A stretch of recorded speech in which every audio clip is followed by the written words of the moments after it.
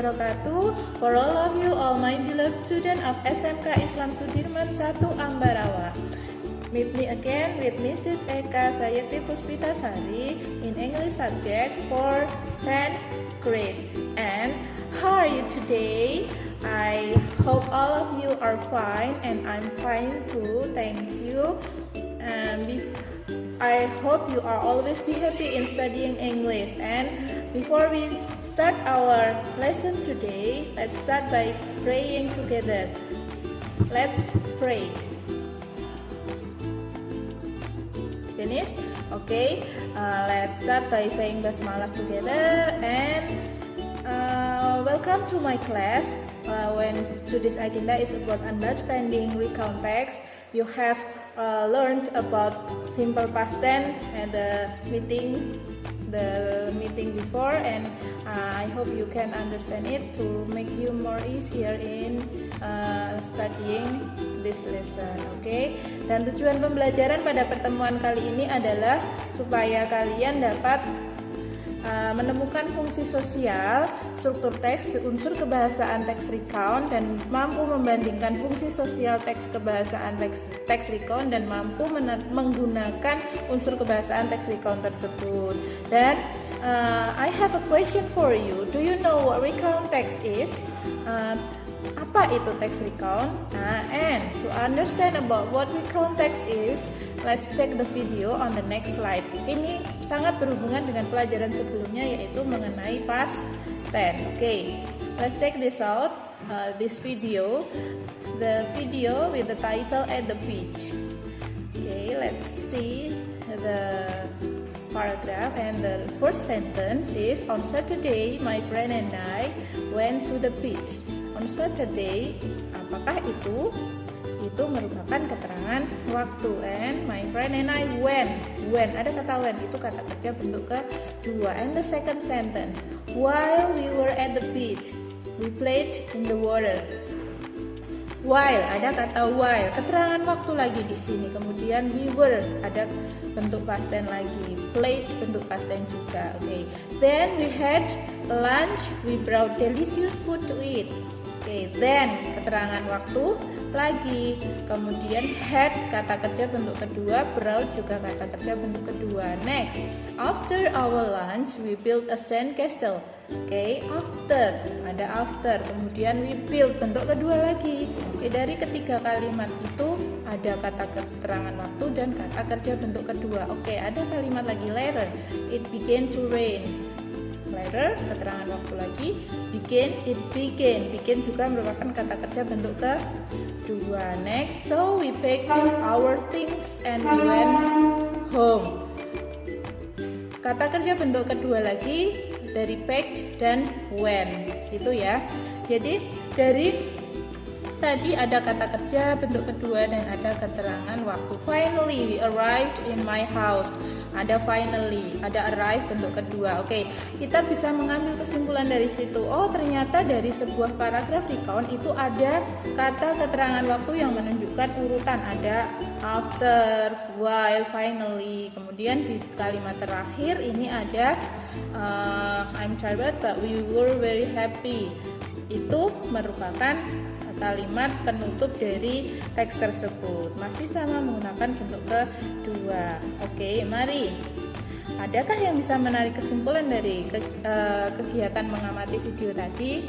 Oke, mari kita tarik kesimpulan bersama bahwa apakah itu teks recount? What recount text is? Recount text is a text that telling the reader about one story, action, or activity. Jadi menceritakan tentang sebuah cerita, tentang aktivitas, tentu saja yang menceritakan hal yang sudah terjadi. Ini gunanya untuk menghibur juga. Oke, tadi ada kata di mana, kapan, dan siapa.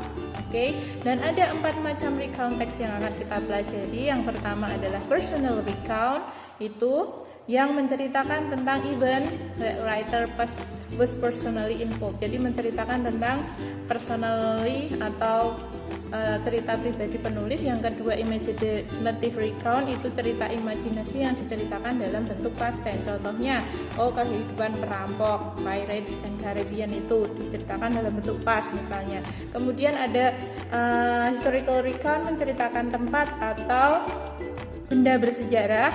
Yang terakhir biographical recount, itu untuk menceritakan tentang seseorang yang merubah dunia, bisa dengan perjuangannya, bisa dengan penemuannya.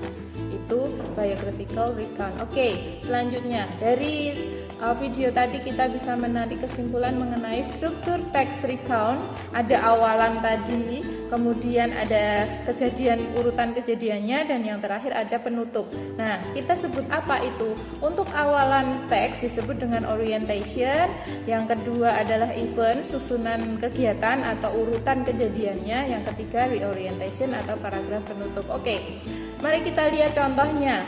Dari paragraf pertama adalah Wednesday was a tiring day dan bla bla bla, itu merupakan paragraf orientation, merupakan paragraf pembuka, biasanya berisi latar. Kemudian yang kedua adalah urutan kejadian, yang ketiga merupakan penutup atau pengulangan dari apa yang diceritakan tadi. Oke, selanjutnya kegiatan kalian adalah mencoba memahami tentang teks yang telah disediakan untuk menarik kesimpulan. Manakah generic structure-nya? Tadi ada 3 generic structure, orientation, sequence of event, dan reorientation.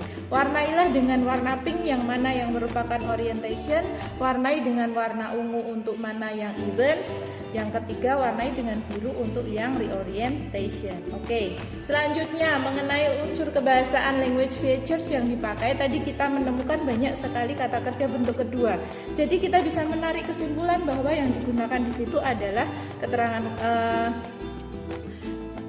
grammar berbentuk past. Oke, menggunakan bentuk kedua. Kalian bisa mengambil informasi dari link YouTube yang tertera di bawahnya, ada simple past, passive voice, dan adverb of time-nya itu ya. Kemudian silahkan kegiatan selanjutnya, silahkan bandingkan kedua teks ini.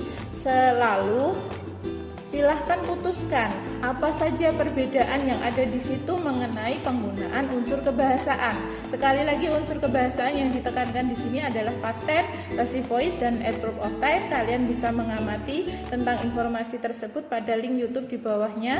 Nanti silahkan ambil kalimat mana yang merupakan simple past tense pada teks tersebut, manakah yang mengandung kalimat passive voice pada kedua teks tersebut, dan manakah yang merupakan kalimat menggunakan adverb of time pada teks tersebut. Silahkan dituliskan. Itu yang terakhir kegiatannya adalah menggunakan language features atau unsur kebahasaan dengan tepat. Tadi unsur kebahasaan yang digunakan kita fokus pada bentuk kedua atau bentuk lampau. Seperti contoh tadi, pilihlah salah satu kata yang benar. Contohnya yang pertama adalah asked. Ada 5 soal, silahkan dikerjakan baik-baik. And untuk mengakhiri, to end this session, I will answer this question. How can you know that this text is recount text or not? Okay. Dari yang kita pelajari tadi, maka kita bisa mengetahuinya bahwa teks tersebut adalah recount text atau bukan dari mana. Oh, yang pertama menggunakan keterangan waktu bentuk lampau. Yang kedua, kata kerjanya bentuk lampau. Dan ada 3 bagian utama, yaitu yang pertama merupakan pembukaan. Misalnya ini Last Friday, My Family and I, itu pembukaan cerita. Kemudian ada urutan kejadian dari kegiatan tersebut, dan yang terakhir paragraf reorientation adalah pengulangan atau penutup dari kegiatan tersebut, apa yang dirasakan penulis. Oke, dan untuk mengambil kesimpulan secara keseluruhan, apa itu social function, language features, dan generic structure-nya, yaitu it is used to retell the past story, untuk menceritakan kegiatan yang sudah terjadi. It is used past tense, menggunakan bentuk lampau. Kemudian generic structure-nya, there are three generic structure: orientation, event, then reorientation. Okay, the last but not least is thank you for joining today's class, and thank you for being active participant, and don't forget to do exercise from e-learning to make you more understand about recount text. We will meet again next week to analyze deeply about recount text, and keep spirit in learning English, because you know English is fun. Okay, and to end our meeting today, let's end by praying together. Okay, let's pray. finish. Thank you very much one more time, and stay safe, stay healthy, and have a great day. See you later and bye. Wassalamualaikum.